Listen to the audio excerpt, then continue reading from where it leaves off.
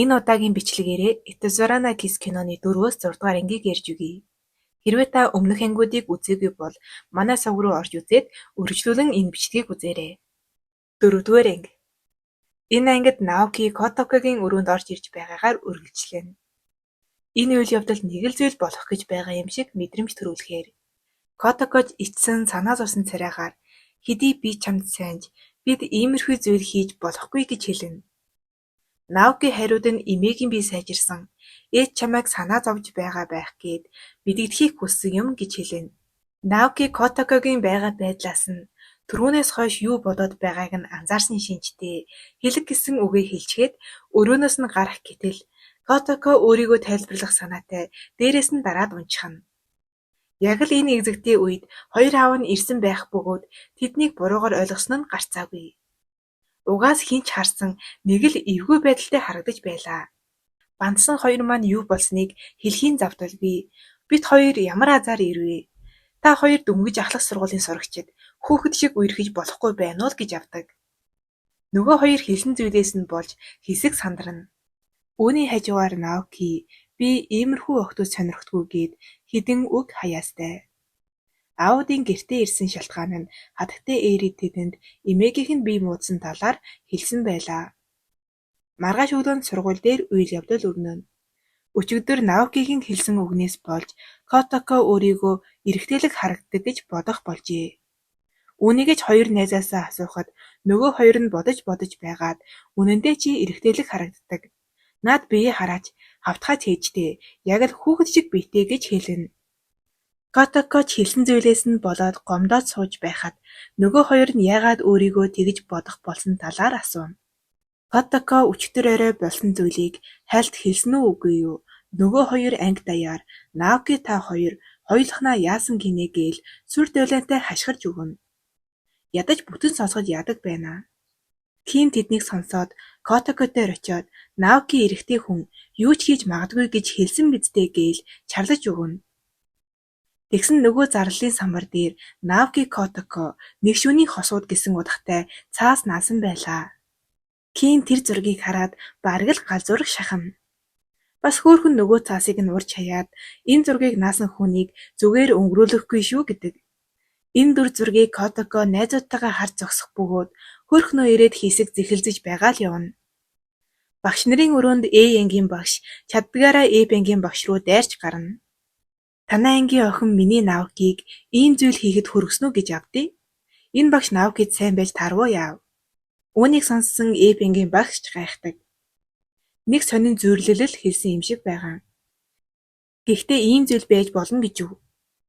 Дараагийн үйл явдлаас би буруу ойлгосон уу? Үнэхээр л A ангийн багш Наокид сэтгэлтэй юу гэдгийг олж мэдээ. Орой Наоки Котокод хоол хийсэн байх ба Котоко өдөр болсон зүйлээс уучлалт гуйдаг. Наоки ч юм хэлсэнгүй. Энэ үеэр хатагтай ээри Юки хоёр ирнэ. Хатагтай ээри Наокиг хоол хийснийг хараад гайхах бөгөөд Наоки өмнө нь хизээж хүнд хоол хийж өгч байгаагүй гэж хэлдэг. Үүнийг сонсон Наоки ч тийм ээ л гэж байна. Котоко ч хөөрхөн баярлалтай. Маргааш өглөө нь Эб ангид үйл явдал өрнөнө. Удахгүй элсэлтийн шалгалт болох гэж байгаа бөгөөд их сургуулийн танилцуулга тарааж байлаа. Тэдний ангийн сурагчид өөрсдийгөө их сургуульд сурах нь бараг л боломжгүй зүйл гэж боддог гэж. Найзууд нь Котоког Наокитэй нэг их сургуульд орно гэж бодож байгааг мэдээд Котокод энэ чинь бараг боломжгүй зүйл гэж хэлнэ. A ангийнхан ч өөрсдийн мэргэжилтэд тохирсон их сургуулийн тухай ярилцаж байлаа.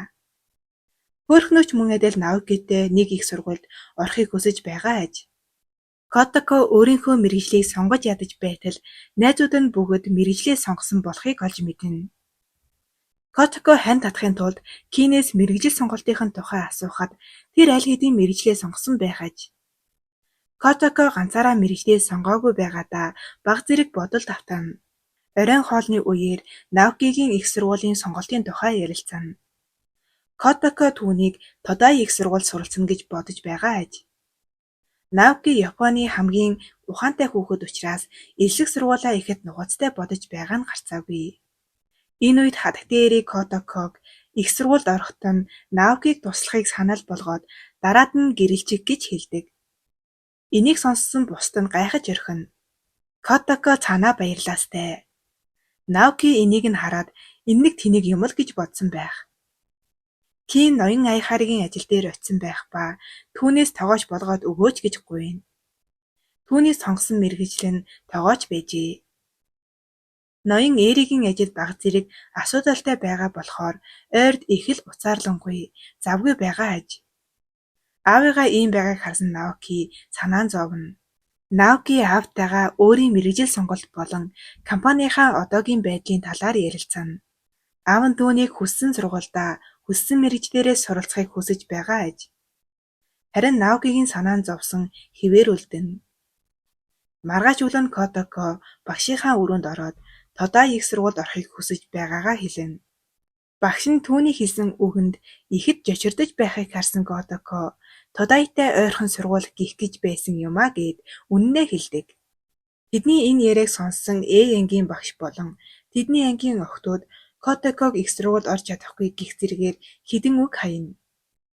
Ядчил хідэн сурагчтай хамгаалдаг багштай юм болохоор Э ангийн багш Котоког өмөрч тэдэнтэй хэрэлдэнэ. Дараагийн үзэгдэлд ноён Айхарагийн хоолны газарт ноён Эригийн гэр бүл болон Котоко хоол идэхээр ирсэн байлаа. Котоко Наоки хоёр Кин тэнд ажиллаж байгааг мэдээд гайхах нь гарцаагүй. Хатагтай Эри тэдний ярианаас Кин Котокод сайн болохыг олж мэднэ. Тэгчээд бас Наокид Котоког алдлаа шүү гэх мэт зүйлс ярина. Наоки ч юу яриад байгааг нь ойлгоогүй юм шиг царай гаргана. Хоолоо идэж дуусаад гэрдүгөө явж байх бөгөөд хатагтай Эри Наоки Котоко хоёрыг хоёулахнаа алхах боломжийг бүрдүүлж өгдөг. Котоко надаас бусд нь мэргэжлээ сонгосон өөрийгөө юу болохыг хүсэж байгаагаа мэдэхгүй байгаа талаараа ярина. Үүнийг сонссон Наокич өөрийгөө ямар мэргэжилтэй, ямар хүн болох гэж байгааг мэдэх юм алга гэж хэлнэ.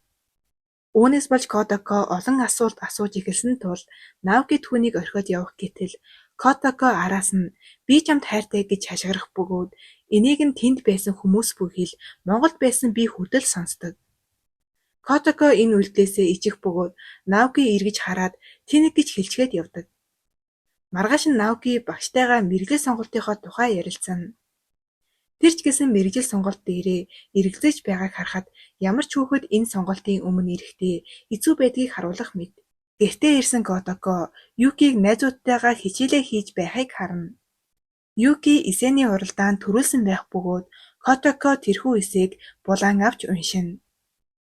Юки түүнээс буцааж авах гэж оролдсон ч Ямаа Тэмээ хоёр ноцолдож байгаа юм шиг л харагдана. Юки эсэндээ Наокиг компанийнхаа захирал болсон байгаагаар бичсэн байсан тул Котоко өөрийгөө түүний туслах болсон мэт төсөөлж гарна. Юкигийн найзууд Котоког хараад тэнэг гэж хэлдэг. Юки үүнийг сонсоод энэ тэнэг миний эгч биш гээд гүйгээд явна. Оройн хоолоо идэх гэтэл Юки уурлаад хоолоо идмээргүй байна гэдэг.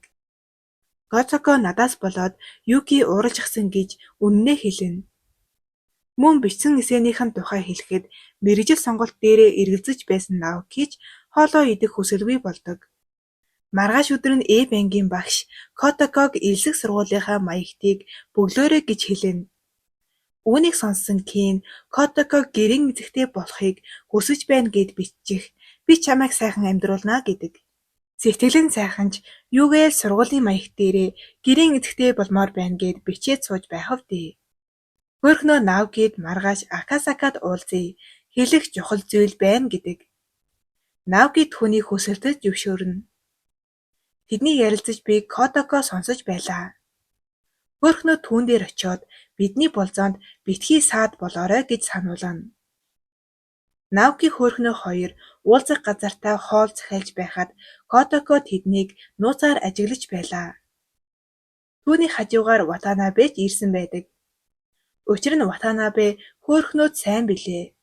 Тэдний зорилго нэг тул хамтдаа Наоки хөөхнөө хоёрыг ажиглана. Тэгэхдээ ч зүгээр байчихгүй нэгнийхээ тэнэг мангарыг гайхаж хэрэлдэнэ. Хөөхнөө өөрсдийнхөө ирээдүйг төлөвлөсөн байх бөгөөд дахин сэтгэлээ илэрхийлнэ. Энэ үедээ боломжийг ашиглаж Наокиг үнсэж орхидог. Котоко тэднийг хараад ихэд жочирдом. Үнсэлцээд завгүй байсан нөгөө хоёр ч түүнийг харна. Котоко гомдсондоо яваад өгдөг. Хөөрхнөө сэтгэл хангалуун байгаа нь царайнаас нь илт харагдана. Харин Наоки Котокогийн араас харсаар үлдэнэ. Котоко гудамжаар тэдний үнсэлцэж буй дүр зургийг дахин бодож уйлсаар явна. Оройн хоолны үеэр Котоко хоолоо идээгүй тул Наокид эвгүй байх нь ойлгомжтой. Котоко өрөөндөө нус нулимстайгаа холилдоод сууж байлаа. Маргааш өглөө зарлалын самбар дээр Наоки хөөрхнөө хоёрыг үерхэж байгаа гэсэн утгатай цаас наасан байлаа. Кин үүнийг хараад магнайн хагартал баярлдаг. Гэтэл нэг найз нь тэрийг хардаа гэх бөгөөд очиод хартал Ватанабе Котоко хоёрыг үерхэж байгааг олж мэдлээ гэсэн утгатай зураг наасан байлаа. Кинж детхий сүнэх гэж байгаа юм шиг л хашгирна. Энийг ч л баярлуулан гомдоох гээд байгаа юм шүү дээ. Энэ үйл явдлыг хөөрхнөө сэтгэл хангалуун харж зогсоно. Ватанабед сайн найз нь Котоког яаж ингэж хандаж байна гэд гомдлож гарна. Котокоч түүнд үерхээгүй гээд үнэнээ хэлнэ. Хөөрхнөө тэдэн дээр ирээд ялагч болсон юм шиг царай гаргаж хэсэг зогсоно. Төрөнд Котокод гомдлож байсан найз нь чи өөрийгөө ялагч гэж бодоо юу? Наокиг анх Котоко үнсэн гэд хэлчихнэ. Үүнийг сонссон хөөрхнөө гайхах ба хажуугаар нь явж байсан Наокигоос энэ үнэн үү гэж асуухад тийм ээ гэж хэлнэ. Котокож үүнд маш их баярлана. Гэсэн чинь Наоки энэ бол осол байсан. Би бол хохирч гэж авдаг. Харин үүнийг сонссон хөөрхнөө баярлаад үлддэг.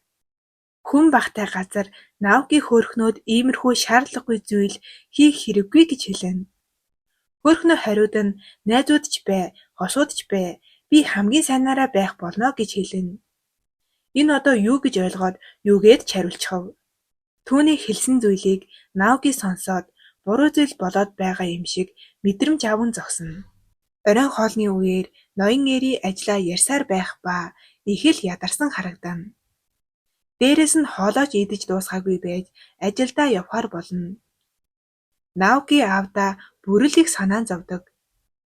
Хадагтай эри ирээдүйн шинэ гэрийнхээ зураг дүрснийг бусаддаа танилцуулах ба Наоки Котоко хоёрыг гэрлэх учраас Котокод тусдаа өрөө төлөвлөсөн байхыг хараад Наоки аавыг завгүй байхад юу хийгээд байгаа юм бэ гээд уурлаж гарна. Энэхүү хурцдмал байдлыг зогсоохын тулд ноён аяхаараа юм ярьж эхлэхэд Наоки түүнийг гадны хүнгүй чимээгүй бай гэж хэлээд өрөө рүүгээ явна. Түүний хэлсэн үгнээс болж бүгд гайхаж хоцорно. Ээж нь түүнийг анх удаа ийм зан гаргаж байгаа болохоор их л гомдоно. Котоко Наокигийн араас очиод чи үнэхээр өөрчлөгдөж байна. Хүнтэй ингэж харьцаж болохгүй гэхэд Наоки би угаасаа ийм хүн. Чи намайг мэдэхгүй гэж хэлээд хаалгаа хаана. Юки энэхүү үйл явдалд Котоког буруутгаж зурсан зурагнаасаа Котоког зурсан хэсгийг дарж хаядаг. Өрөөндөө гуниглан суух Котоко дээр аав нь ирээд ноён эригийн гэрээс нүүхүү гэж асууна. Котокод зөвшөөрдөг. Мөн хизээ нэгэн цагт Наоки чамайг ямар үзэсгэлэнтэй, ухаантай болохыг ойлгох болно гэхэд Котокогийн сэтгэл дээрдэг шиг болно. Маргааш өглөө Наоки багштай Тодай их сургуулийн эдийн засгийн хөтөлбөрийг сонгож байгаагаа хэлнэ. Багш нь түүний сонголтоос болж сэтгэлээр унана. Наоки энэ мэргэжлээрээ сурч аавынхаа ажилд туслахыг хүсэж байгаа ажээ. Наокиг мэргэжлээ өөрчилсөнийг мэдсэн Котоко нэг сургуульд сурч чадхаар болсондоо маш их баярлдаг. Ноён Аяхарагийн ажил дээр Наоки очдог. Ноён Аяхара удахгүй тэдний гэрээс нүүх болсон талаараа хэлэхэд Наоки үнэхээр их гайхах бол Кин баярлаж байлаа. Ноён Аяхараа үргэлжлүүлэн ээждээ битгий уурлаарай. Тэр чамд туслахыг л хүсэж байгаа гээд хэдэн ухаарлын үг хэлнэ. Ким болон ноён Аяхараа хийж буй ажилдаа үнэхээр их дуртай. Сэтгэл гарган хийж буйг харсан Наоки хэсэг бодолд автана. Энэ хүний ааш зан гинэт өөрчлөгдсөн шалтгаан нь мэргэжил сонголтын өмнө ирсэн айдсаасаа болсон байх. Наоки гэртээ ирэхэд Котоко хичээлдэн тусалахыг хүсдэг. Дээрээс нь хичээлээ сайн сураад чамтай нэг сургуульд сурна гэхэд Наоки би Тодайд сурах гэж байгаа гин. Мэргэжлээ өөрчилснийг л мэдсэн болохоос ямар сургуульд орох гэж байгааг мэдээгүй Котако гайхаж орхино. Энэ үеэр ноён Айхаараа гарч ирээд Наокиг ярилцахыг хүснэ. Ноён Айхаараа өчигдөр болсон зүйлсээс болоод сэтгэл дундуур байлаа. Наокиг муухай харьцан бүх хүнээсээ уучлал гуйхыг шаардана. Мөн мэргэжлээ өөрчилснийг нь мэдсэн байх ба надаас болж битгий ийм сонголт хий гэдэг. Наокич би хийхийг хүссэн зүйлээр хийж байна гэд бухимдангуй гэрээсээ гарна. Котако түүнийг тайвшруулахаар дагаж гардаг. Наоки өөрийг нь битгий дагаад бай, надаас холд гэж хэлсэн ч Котако түүнийг дагсаар байлаа. Котако түүнд ойрд чамд хэцүү зүйл тохиолдсон ч бусад хүмүүсийг өвтгөж болохгүй. Өөрийн доторх сайхан талаа битгий нугаач гэж хэлнэ. Наоки түүнийг дуугүй бол гэж хэлэхэд гомдсон Котако түүнийг үзэн ядаж байна гэж хэлнэ. Гэтэл Наоки түүнийг үнсээд одоо үзэн ядах гээд үзэлдээ гэж хэлээд энэ анги өндөрлөнө. 5 дугаар анги. Наоки Котаког үнсчгээд яваад өгдөг. Котако түүнийг явж байхыг харангаа миний хоёр дахь үнсэлт яг л мөс шиг хүйтэн байлаа гэдэг. Санаж байгаа бол түүний анхны үнсэлт яг л цус шиг амттай байсан. Наоки явж байхдаа юу хийчих вэ гэсэн шиг л эвгүй байдалд ордог. Гэртээ очиод Котако хитвжиндэх Наокигийн зургийг үнсдэг. Өглөөний цайны үеэр хатагтай эри Наокид өчигдөр Котаког үнссэн биздээ гэдэг. Наоки Котако руу харахад манай хүн ёстой ярзайтлаа инээж байлаа. Тэр хоёрыг үнсэлцнийг мэдсэн томчууд бүгд хүүхэд шиг л баярлцгаана. Юки хүртэл ахтайгаа биш Котакотой тоглоно гих болсон байлаа. Аав ээж нь тэднийг гэрлээд хамт амьдрэх гэж хэлэх үед Наоки хар хүл цувуулан сэрдэг. Цайны болсон зүйлс бүгд зүүд байжээ. Жинхэнэ өглөөний цайны үеэр Наоки өчигдрийн зүүдэлсэн зүйлс нь биелжихгүй гэсэн шиг сандарч байлаа. Яг л энэ үед Наоки гэрээсээ явмаар байна гэдэг. Бүгд яагаад ийм шийдвэр гаргаж байгааг нь гайхдаг. Наоки ч төрүүлээд сургууль руугаа явхаар босдог. Котако араас нь гүйж очиод өчигдрийн үнсэлтээс болоод нүүхээр босон юм уу гэхэд Наоки хөөрөд байгаарай гэж хэлээд яваад өгдөг. Сургууль дээр Котако найзуудаасаа урам хугарам үнсэлтийнхэн дуршлагыг нь асуухад нөгөө хоёр нь ёстой заваан юмнууд ирдэг. Котако тэднийг сонсож байгаад ийм зүйл биш харин урам хугарамаар мэдрэмжийн талаар гэж хэлдэг. Миний үнсэлт их хүйтэн мэдрэгдсэн гэхэд нөгөө хоёр нь Наокитай үнсэлдсэн юм уу гэж анги даяарч харлана. Кин ч яаж чадаж байна гээл сүр бадруулна. Хоёр найз нь Кинээс урам хугарам үнсэлтийн талаар асуухад Кин хүнтэй үнсэлцэж үзээгүй байдаг. Хүүхдүүд түүнийг шоолоход Кин эрэгтэй хүн үнсэх тийм ч сайхан биш гэж хэлэхэд ангиараа шоконд ордог. Кин энэ байдлыг засахаар Котако тааламжтай сэтгэгдэл төрүүлээгүй бол үнсэлтэд тооцогдохгүй гэж хэлдэг. Энэ үг Котакод нэгийг бодогдуулна. Кин анги руу гүйж ороод Котакогоос уучлалдаггүй гэдэг. Ардаас нь Котакож дагаад ороод ирнэ. Хүүхдүүд юу болсныг асуухад Кин Наоки руу заагаад тэр Котаког хүчээр үнссэн гэнэ. Хүүхдүүд даанч энэ үгэнд нь итгэсэнгүй. Зүгээр л өмнөх санамсаргүй үнсэлтийн тухай ярьж байна гэж боддог. Кин Наоки Котакогийн сэтгэлээр тоглож байна гэхэд Котако Кинийг зогсоогоод чи тэр төрлийн үнсэлт биш гэсэн шүү дээ гэж хэлнэ. Наоки хэлсэн үгэнд нь гайхахад хүмүүс тэр хоёрыг жинхнээсээ үнсэлсэн болохыг ойлгоцгоодог. Харин Кин Котаког одоо л ойлголоо гэд баярладаг. Үргэлжлүүлээд миний хүсэл тэмүүлэлтэй үнсэлтийг хүлээж ав гэд Котаког үнсэх гэж дайрахад ангийн багш орж ирээд тэрнийг болиулан багш нарын өрөөрөө тэднийг дагуулan явдаг. Наоки Котакогийн хэлсэн үгэнд дурамчхан үлдэхэд шулам хөөхнөө түүний үйлдэлийг нуусаар харж байлаа. Багш нарын өрөөнд манай хоёрыг сурч боловсрох газар заваарцгаалаа гэд ангийн багш загнахад ангийн багш энэ чинь Америк мэндчилгээ. Тэглэж энэ чинь бэлгийн боловсрал гэж ангийнхныхаа өмөрч хэрэлдэнэ. Найзууд нь Котаког бэлгийн мэдрэмжгүй юм биш үү гин. Учир нь Наокид хайртайч үнсэлцгэд юу ч мэдрээгүй болохоор ингэж бодоход хүрчээ. Котакож эргэлзэн харагдана. Оройн Наокигийн гэр бүл болон Котоко нар Наокиг тусдаа амьдрах талаар ярилцаж байдаг. Аав ээж нь түүнийг явуулмааргүй байсан ч Наоки нэгэнт л тусдаа гарахаар шийдсэн байлаа. Харин Юки энэ шийдвэрийг хүлээн зөвшөөрч чадахгүй Котоког буруутгадаг. Наокиг өрөөндөө орсны дараа түүний аав ээж болон ноён Айхара нар Наокиг нэг хачин байгаа талаар ярилцдаг. Ээж нь Наоки Котокод дурлцсан болохоор л өөрчлөгдсөн байна гэхэд ноён Айхара Наоки Котокод дурлна гэж юу гэж гайхдаг. Амралтын өдөр гэрийн бүх хүмүүс гэртээ байх ба эмэгтэйчүүд галт тогоонд билүү хийж байлаа. Котоко давс сахар хоёрыг ялгахгүй балайг нь авч байхад хэн нэгэн хаалганых нь хонхыг дарна. Тэр хүн хөөрхнөө байдаг. Ноён Эри түүнд их сайн хандах ба эмнэлгийн эзний охин болохоор эмчээс сурж байгаа юу гэхэд хөөрхнөө Наокитай хамт сурах гэж байгаа гэдэг. Энэ үед хатагтай Эри Наокиг арай дагаад байгаа юм биш үсттэй гэдэг. Хөөрхнөө хатагтай Эрид бэлэг өгөхөд баярлаа гэж хэлээд ширээн дээр орхиод явчихдаг. Ноён Эри энэхүү эвгүй байдлыг зөөлрүүлэхийн тулд түүний бэлгийг нээж үзэхэд билүү байлаа. Юки билүүг харчаад Котоко хизээж ийм билүү хийж чадахгүй гэхэд хатагтай Эри хамгийн үзэсгэлэнтэй сарнай маш том өргөстэй байдаг гэж Котоког өмөөрнө. Котоко хатагтай Эри хоёрын дотн байдал хөөрхнөөгийн атаархлыг хүргэдэг. Тэр Наоки руу харахад мэдэн бодолсон царай гаргана. Тэд бүгд ширээнд суугаад билуугаа идэж эхлэхэд Котокогийн билууг зөвхөн хатагтай Эри болон ноён Айхара хоёр л идэж байдаг. Ноён Айхара арайх гэж л идэж байлаа. Учир нь түүний билууны давс ихэдсэн байлаа. Гэнэтэл хөөрхнөө Наоки Котоко хоёр үнсэлдсэн гэсэн үнэн үү гэхэд нөгөө хоёр сандралдана. Хатагтай Эри болон ноён Айхара баярлах бол Наоки хар дарсан зүүдээ санаана.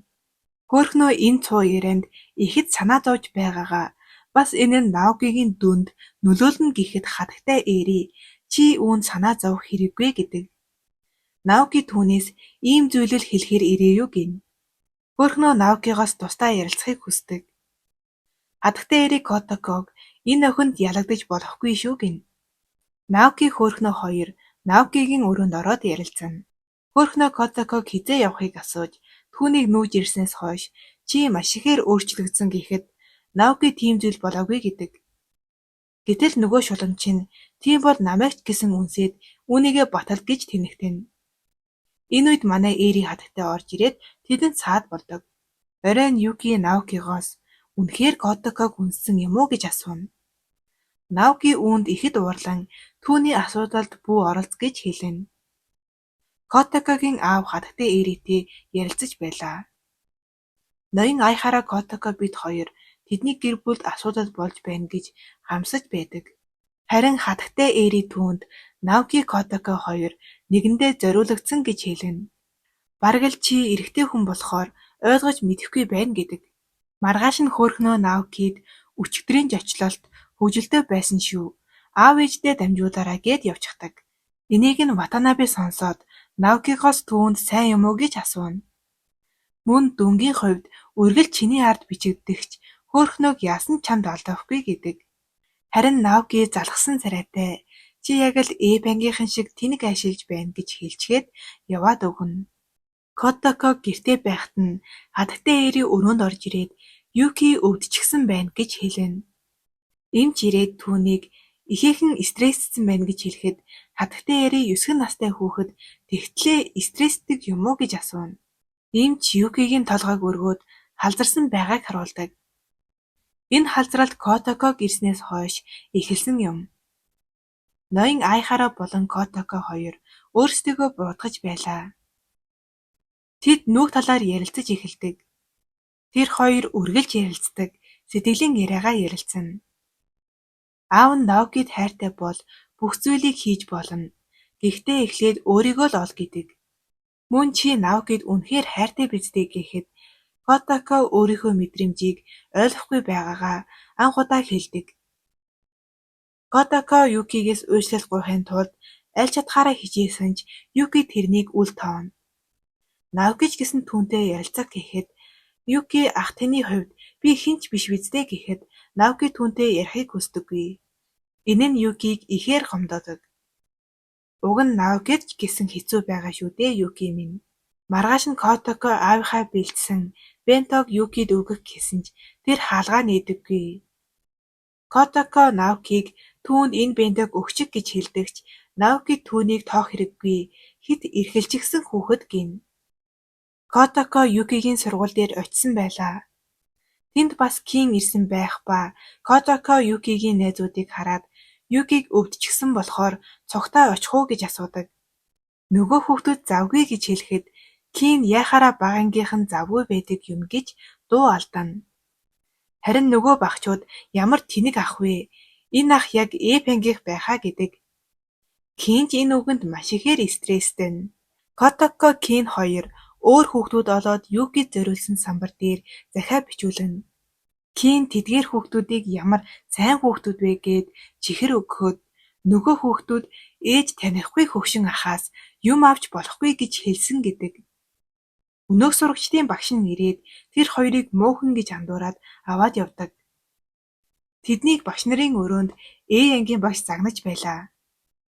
Захирал тэр хоёрыг дахиж ийм зүйл хийвэл шийтгэн гэдэг. Ядаж байхад үүнийг Наоки Ватанабе хоёр харж байдаг. Тэр хоёрыг гарч ирэхэд Ватанабе багангийн сурагчдыг айдгаж байдаг яачсан хоёр вэ гэж шоолох бол Наоки шал хэрэгцээгүй зүйл хийж байна гэж Котокод хэлнэ. Энэ үг Кин таалагдаагүй тул Наокиг заандахад Наоки түүнийг үргэлжил тэнэг зүйл хийж байх юмаа гин. Энийг дэвшиж чадалгүй Котоко Наокид уралдаг. Котоко Наокид түүнийг тэнэг гэж дуудахаа бол Кин үнэхээр сайхан сэтгэлтэй. Тэр чамаас илүү дүүд чинь тусагж байна гэж хэлээд Кинийг аваад явна. Кин Котокод маш ихээр баярлаж байлаа. Котоко тэр оройжингоо Юкигийн ангийнхнаар нь явж самбар дээр сэтгэлийн үгийг нь бичүүлнэ. Түүнийгээ Юкигийн хаалганы доор шургуулад явхад Юки түүнийг хараад маш их баярлдаг. Наоки тэр самбарыг хараад түүнд энийг Котоко хийснийг хэлдэг. Юки Наокид Котоко танаас илүү надад санаа зовж байна гэж хэлэхэд Наоки өмнө нь зүүдэлсэн Юки өөрөөс нь илүү Котокод дуртай болсон зүүдийг сандаг. Мөн Юки та хурдан нүүж явбал таарна гэж хэлэхэд Наоки урлаад гараад явна. Түүнийг гарч явхад Юки ингэж хэлсэндээ харамсдаг. Наоки галтайгаа руугаа орохоор явж байхад гэрээхэн нь Наокигийн амьдрах газрын план зургийг Котокод харуулж байдаг. Энийг ч бас Наоки зүүдэлсэн билээ. Мөн түүнийг явсны дараа ноён Айхара болон Котоко хоёрыг үлдэж болно гэж ярьж байхыг сонссон Наоки аав ээждээ өөрийг нь хөөх хэрэггүй. Би өөрөө явчихж чадна гэж уурладаг. Тэр гэрээсээ гарах гэж байхад аав ээж хоёр нь орой гарах хэрэггүй гэдэг. Харин Наоки та нараас залхаж байна. Намайг ганцаараа минь орхих гэж уурлахад Котоко түүнийг алгадаад авдаг. Түүнийг аав ээжийнхээ сэтгэлийг ойлгохгүй байгааг гайхдаг. Наоки орой болсон ч гэрээсээ гараад явдаг. Котоко түүнийг гүйцэж очиод чамайг хүл харагдахын тулд хүйтэн зан гаргадаг гэж бодож байсан ч тийм биш байж өөрт чинь анхаарал тавьж байгаа хүмүүсийн сэтгэлийг ойлго гэдэг. Харин Наоки чи байгаагүй бол ийм замбраагүй зүйл болохгүй байсан гэж хэлэхэд Котоко хариуд нь намайг юу гэж боддгоо хуваалцсанд баярлаа гэж хэлээд түүнийг сүүлийн удаа үнсдэг. Котоко Наокиг мартахаар шийдсэн бололтой. Тэрээр энэ удаагийн үнсэлт халуун дулаан байлаа гэж хэлээд түүнийг орхиод явдаг. Энэ нь анх удаа Наокиг Котоко түрүүлж орхиод явж байгаа тохиолдол билээ. Наоки өөрийн хэлсэн зүйлдээ эргэлзэнгүй харагдана. Үүний дараа ноён Айхарагийн гэр бүл ноён Эригийн гэрээс явдаг. Аав охин хоёр санаа зовох зүйлгүйгээр дуу аялан алхана. Юки тэмдэглэл дээрээ азгүйдлийн охин тэнгэр Котоко манайхаас явлаа. Удахгүй миний сэтгэл санаа тайван болох байх гэж бичдэг. Гэхдээ л Котоко түүнд зориулж хийж өгсөн самбарыг харж гониглана. Юкиг унтаж байхад Наоки орж ирээд толгойг нь хэлнэ. Наоки сандал дээр суугаад болж буй үйл явдлыг эргцүүлэн бодож буйгаар 5 дугаар анги дуустдаг. 6 дугаар анги. Энэ ангид Котоко аавтайгаа хоол идэж байлаа. Аав нь Котакод эцэг эхчүүдийн хүчээр мөрөөдсөн Наоки та хоёрын амьдралыг мартаад Наокиг оруулдаггүйгээр өөртөө таарсан том мөрөөдөлтэй болоорой гэж хэлдэг. Яг л багадаа хүсдэг байсан дэлхийгээр аялах ч юм уу гэж хэлэхэд Котако багадаа мөрөөдөж байсан зүйлсээ хэлж гарна. Эмч болоод хүн болгоныг эмчлэнэ. Тэгээд их мөнгөтэй болоод том виллатай болно. Эсвэл дэлхийн бүх ханхуу намайг гуйна гэж хөөрхөн зүйлс ярина. Юки Котако явсан тул өөрийн өрөө рүүгээ нүхээр бэлдэж Наоки түүнд тусалж байлаа. Юки Наокид бид урьдын намгүм амьдралаараа амьдрч чадах нь гэдэг. Наоки ч түүнтэй санал нийлэнэ. Котакогийн орхисон зүйлийг Юки олоод өнөөх тэнэгчэнд юмаа орхичхаж гээд хайрцаг нь чулууддаг. Котакогийн орхисон зүйл нь Наоки тэр хоёрын хамт шалгалтад бэлдэж байсан тестүүд байлаа. Наоки тэдгээрийг хараад хуучны дурсамжуудаа санана. Юки орон доороос бууга тэмцээний үеийн уяагч бас олдог. Наоки бас л тэр үеийн дурсамжийг санана. Юки Котаког явхаасаа өмнө өрөөгөө цэвэрлэхэд яана гэж үглэж гарна. Юки Наокигоос хөшиг авч өгөхийг хүсэхэд ээж нь орж ирээд энэ хөшгийг үлдээчих гин. Үргэлжлүүлэн бүх зүйлсийг нь үлдээчих гэхэд Наоки Юкиг аваад гарна. Учир нь хатагтай ээрээ эдгээр зүйлс Наокид Котаког санагдуулна гэж бодсон байлаа. Нөгөө талд Котако бас өрөөндөө тохинож байдаг. Котако хитвжиндэг Наокигийн зургийг хараад түүнтэй үнсэлцсэн уюудээ дурсдаг. Манай хүн амархан мартаж чадахгүй нь ойлгомжтой. Наокич бас Котаког бодож байх ба түүнд хэлсэн хатуу үгнүүд болон Котакогийн хариу үйлдэлийг бодон хэвтэнэ. Сүүлийн үед болсон явдлууд түүний дүнд нөлөөлж тэр эхний зуудаж багтахгүй байлаа.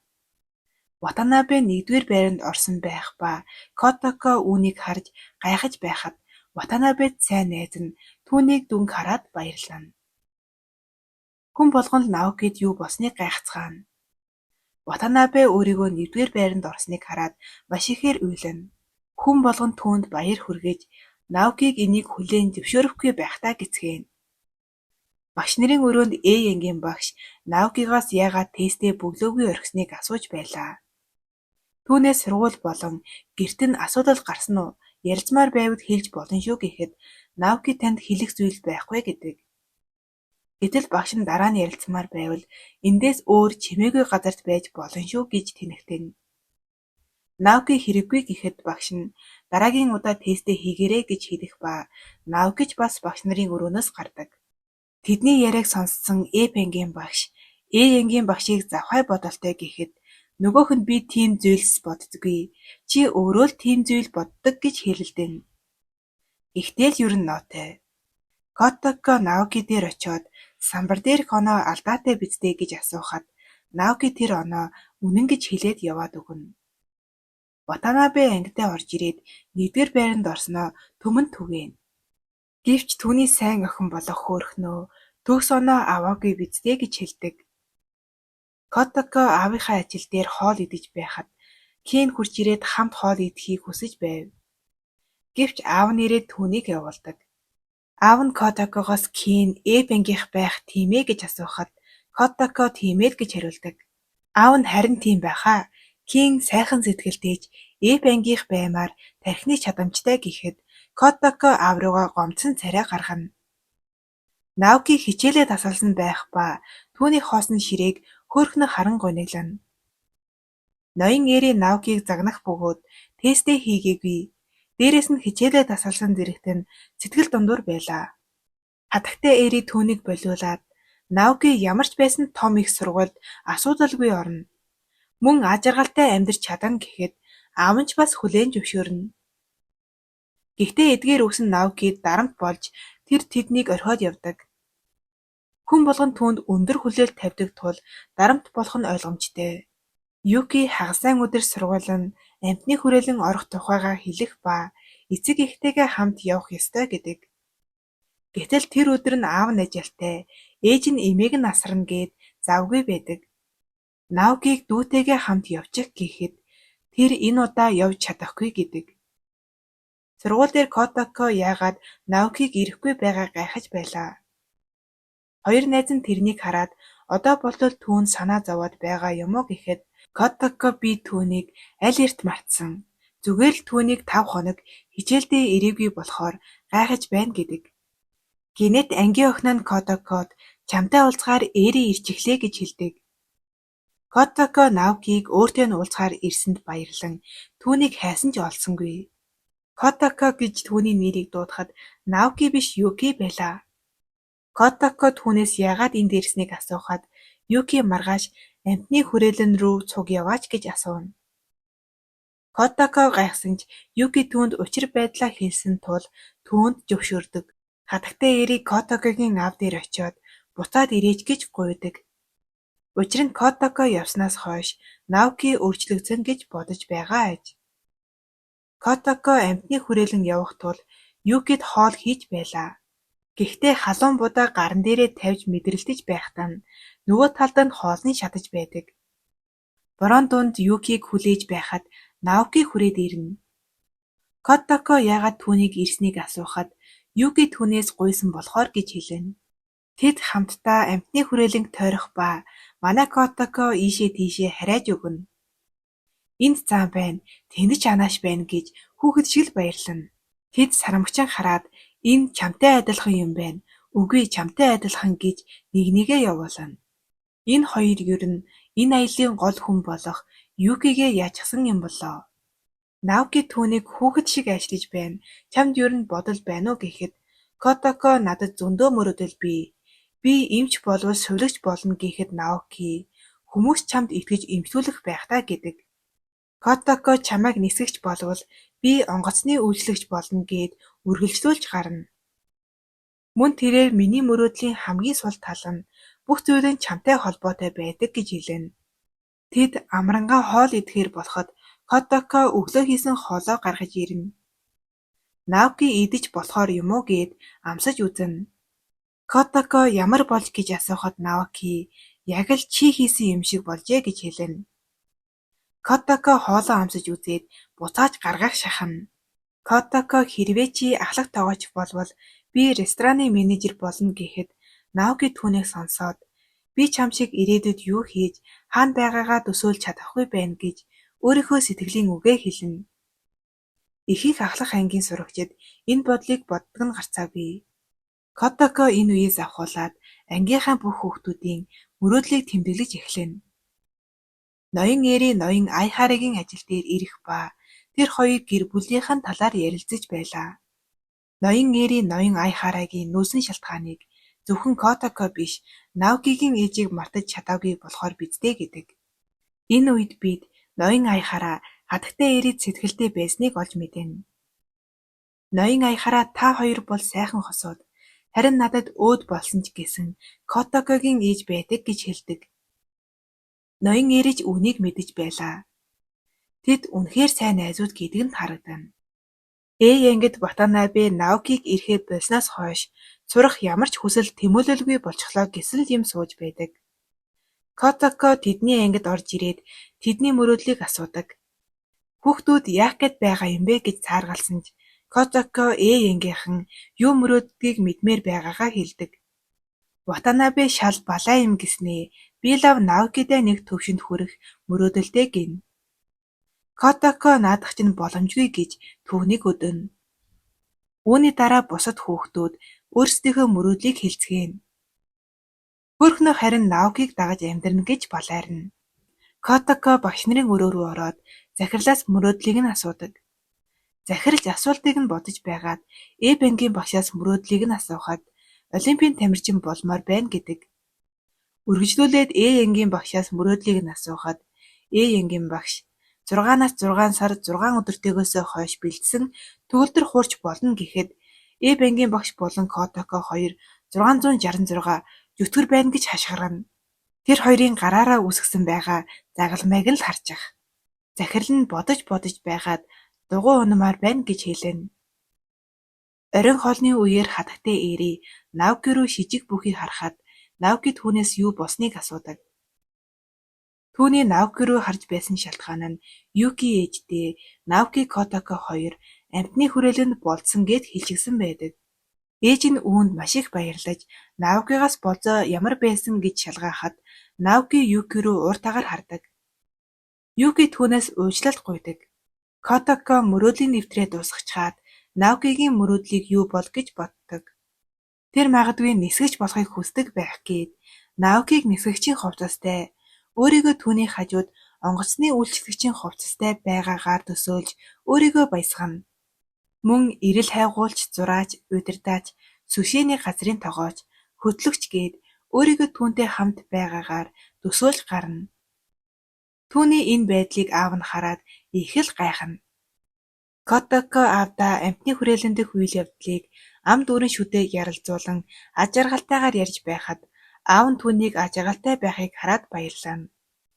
Аав нь түүний ярианаас Наокитай мөрөөдлүүдийг нь сонсоод түүнтэй хамт байгаагаар ирээдүгээ дахиад төсөөлөөрэй гэдэг. Ноён ая хараа түүний мөрөөдлийн дэвтрийг нь унших гэхэд Котоко түүнээс булаагаад тэр хоёр нэгнийгээ хөөж хэсэг тоглосцгооно. Наокигийн өрөөний хаалгыг хэн нэгэн тогшлоо. Наоки хаалгаа нээхэд Котоко байдаг. Котоко түүнээс орж болох уу гэж асуухад Наоки зөвшөөрөн тэрний өрөө рүү ордог. Түүнийг харсан Юки болон хатагтай Эри хоёр бөөн баяр болдог. Наоки түүнээс яагаад ирснийг асуухад Котоко түүнд хүүхдүүдийн мөрөөдлийг бичсэн дэвтрээ өгдөг. Наоки тэр дэвтрийг хараад бүгдийг нь өөрөө хийсэн юм уу гэж асуудаг. Харин Котоко танай болон манай ангийнхан багш нар бүр захирал хүртэл тусалсан. Эдгээрийг сайн харвал өөрийнхөө юу сонирхож байгааг бас юу мөрөөдөж байгаагаа олж магадгүй гэхэд Наоки түүнтэй санал нийлдэг. Котоко үүнд баярлаж түүнийг тэврэхэд тэр хоёр хоёул эвгүй байдалд ордог. Котоко санаа зовсондоо өрөөнөөс нь гардаг. Мөнх хаалганы гаднаас буцаж ирмээр байгаач энэ боломжгүй байх тийм үү гэж асуугаад явчихдаг. Наоки үүнийг сонсоод гайхдаг. Гэхдээ Наоки ч бас үүнийг хүсэж байсан нь гарцаагүй. Үүгээр 6 дугаар анги дуусна. Дараагийн ангиудыг үзхийг хүсвэл лайк болон сабскрайб дараарай.